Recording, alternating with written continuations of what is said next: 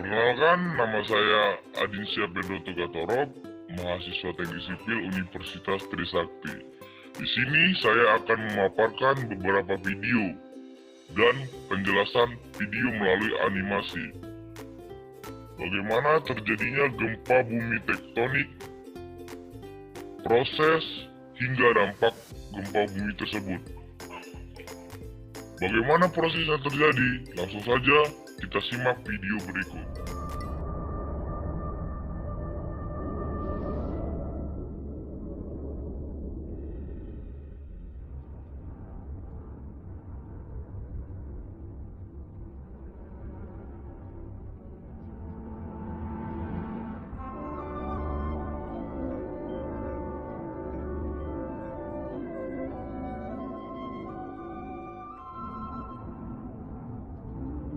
Tuhan menciptakan permukaan bumi berlembah-lembah dan bergunung-gunung. Samudra-samudra nan luas menutupi lembah-lembah yang paling dalam, menyisakan seperempat bagian bumi sebagai daratan untuk dihuni manusia. Lembah-lembah dan deretan gunung yang menghiasi permukaan bumi telah menjadi misteri bagi manusia sejak dahulu kala. Ilmu pengetahuan modern berhasil menguak misteri itu dan membuktikan bahwa bumi kita hidup dan rahasia kehidupan bumi berada jauh di bawah permukaannya.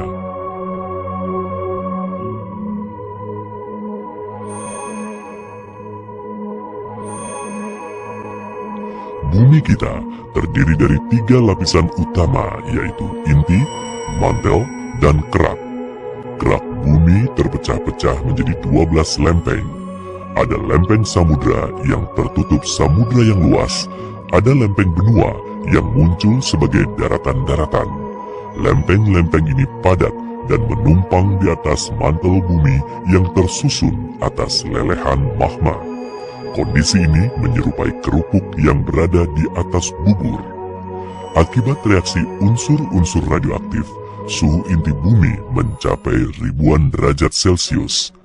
Panas inti bumi ini memicu terjadinya arus konveksi di mantel bumi, menyerupai arus konveksi yang terbentuk dalam air yang sedang dipanaskan.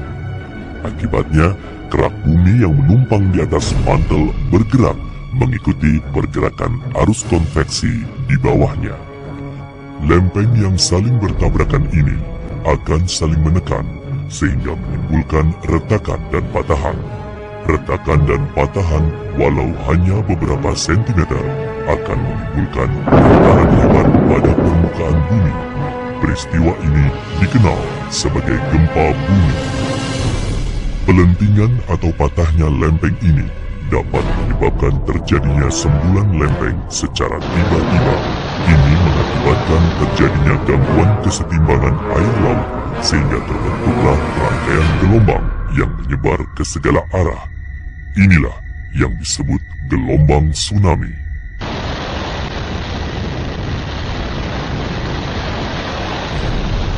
Gangguan lain juga dapat memicu terbentuknya gelombang tsunami, antara lain longsoran bawah laut, letusan gunung api, atau masuknya benda berukuran besar seperti meteor.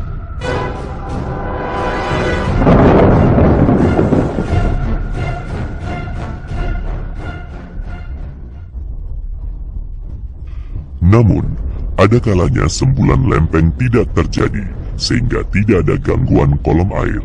Dengan demikian, gelombang tsunami juga tidak terbentuk. Hal itu dapat terjadi pada gempa-gempa dengan kekuatan kecil atau gempa dengan kekuatan besar, namun patahnya lempeng terjadi secara horizontal. Pada beberapa kasus, tsunami justru terjadi meskipun guncangan gempa bumi tidak terlalu kuat, namun memicu terjadinya longsoran di bawah laut.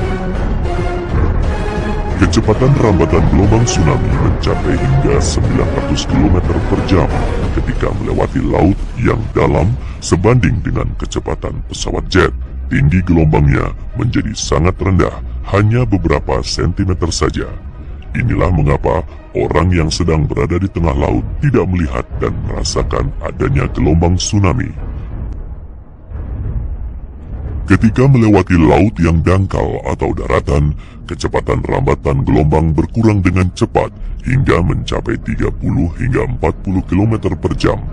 Akibatnya, terjadi penumpukan air dalam volume yang luar biasa besar.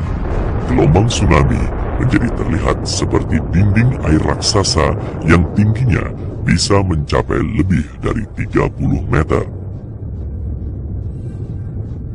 Karena tsunami adalah serangkaian gelombang, maka gelombang pertama bukanlah yang terbesar. Gelombang yang paling mematikan datang beberapa menit hingga 1 jam berikutnya.